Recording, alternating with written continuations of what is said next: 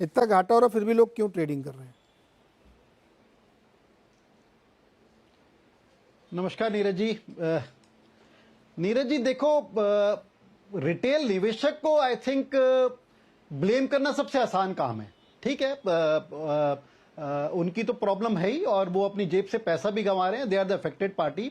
But ऐसा क्यों हो रहा है उस पर भी अगर हम जाएं, आई थिंक सबसे बड़ा कारण ह्यूमन साइकोलॉजी है, बिहेवियरल साइंस जिसे हम बोलते हैं। ओवरनाइट गेन्स एक आदमी के अंदर एक इंस्टिंक्ट होती है, हर आदमी के अंदर, जिसे कि एक ओवरनाइट गेन्स मिले हमारे को, एक गैम्बलिंग इंस्टिंक्ट बने, या उसको आप मान लीजिए अगर किसी को कुछ लत है, चाहे वो शराब की है या सिगरेट की है, so it is lot to do with the behaviour. पर ये बिहेवियर आज से 10 साल पहले भी था, 5 साल पहले भी था। क्यों ऐसा हुआ कि पिछले 5-6 साल में ये बहुत ज्यादा मैनीफोल्ड हो गया? मेरे पास डाटा नहीं है कि कितने एक्स हो गया है ये वॉल्यूम पिछले 4-5 साल में, स्पेशली पोस्ट कोविड में।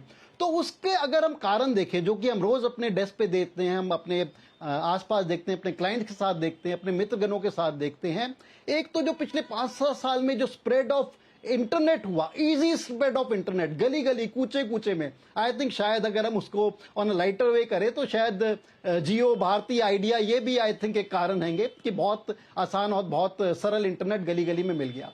उसके अलावा आई वुड ऑल्सो ब्लेम कि जिस तरह से प्रोडक्ट्स बने, अगर हम एक्सचेंज की तरफ से देखें, रोज हम देखते थे नए नए प्रोडक्ट बन रहे हैं, hourly trade, weekly trade, monthly trade, at end of the day trade. उस पर अब शायद से भी थोड़ा सा कर्व लगाने की बातें कर रहा है कम अक्टूबर नवंबर।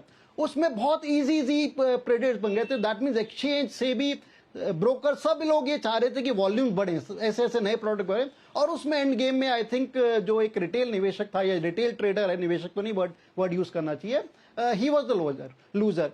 उसके अलावा सिंपल है, man versus machine. I think man versus machine strategy versus एक ओपन पोजीशन। जनरली जब शुरू में एफएनओ डेरिवेटिव्स प्रोडक्ट्स आए थे, थियोरेटिकली ये पढ़ाया जाता था, these are hedging instrument, these are hedging tools, but I think hedging has gone haywire. Generally एक these have become a sort of a gambling tool. और खास तौर से जो भी आप डाटा पेश कर रहे थे कि 95% जो ट्रेडर्स हैं एफएनओ में, 95% prefer options.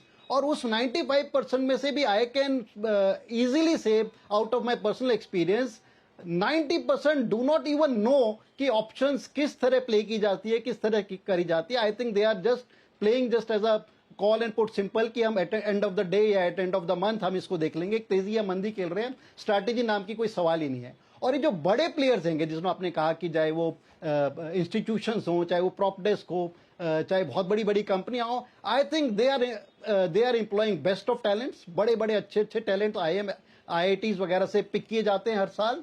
Best of machine, best of service, best of speed, best of capital, top capital. So I think एक स्कूड गेम है, man versus machine, big players versus smaller retail players. तो एक पहले दिन से ही या पहली घड़ी से ही आई थिंक ये रिटेलर्स के अगेंस्ट है। अब इसमें किस तरह, अब सेबी अभी जागरूक हुआ है, I think better late than never, और इसमें किस तरह से थोड़ा बहुत ब्रेक लगाए जा सकते हैं, I am not very sure. और जिस तरह से हम देख रहे हैं कि जो एक यंगर पॉपुलेशन है, से 20 साल से लेके 35 साल की जो पॉपुलेशन है, उसमें एक चीज हमने और भी देखी, तो ये डिस्पोजेबल इनकम उनकी बढ़ गई है, जो उनके सैलरी पैकेजेस हैं बढ़ गए हैं। सो आई थिंक एक जो एक क्षमता है रिस्क लेने की, शायद वो थोड़ी सी बढ़ गई है, पर वो रिस्क के साथ वो पैसा 90 to 95% खराब ही हो रहा है।